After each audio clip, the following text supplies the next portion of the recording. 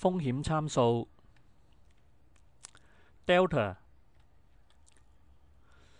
係期貨價同埋期權價值增減嘅放大率，而呢個增減數嘅放大率喺每一個期貨價格變動或者唔同時間去計算嘅時候都會係唔同㗎。Gamma 係期貨價與 delta 值增減數嘅放大率，呢個增減數嘅放大率係喺唔同時間或者期貨價唔同嘅時候都會係唔同㗎。Theta 係期貨價每日對組合時間值嘅損耗。Vega 引伸波幅上升1% 嘅時候對組合價值嘅變化影響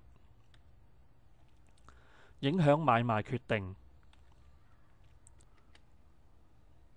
高水通常係指期貨或者期指，當期貨價高於現貨價嘅時候，我哋就叫做高水。低水當指數期貨或者股票期貨嘅價格低於現貨價嘅時候，我哋就叫佢做低水。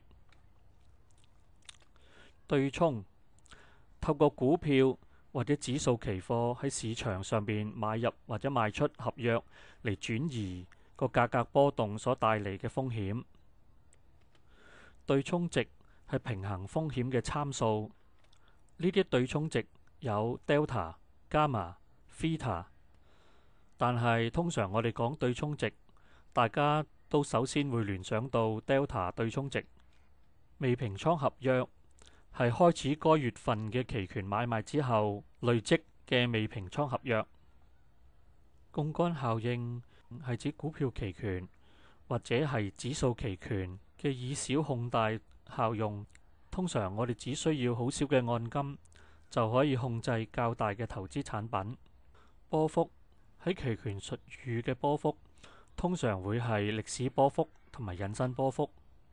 打和點係單一期權或者期權組合嘅價值喺佢相關嘅股票或者期貨喺某一個價位結算嘅時候啱啱係零，即係話期貨或者股票喺嗰個位結算嘅時候剛剛好冇贏冇輸。其他買賣方式，跨價買賣係指喺同一個月份同時買賣同一方向嘅股票期權或者指數期權。跨期買賣係指喺唔同月份裏邊同時買入同埋賣出相同方向嘅期權。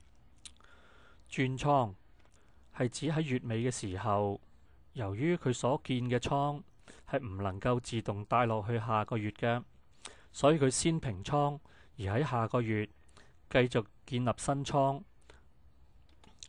我喺本片所介紹嘅期權術語係最常用㗎。如果遇到一啲重要而我冇提到嘅，請留言俾我，我會盡量解答你㗎。多謝各位。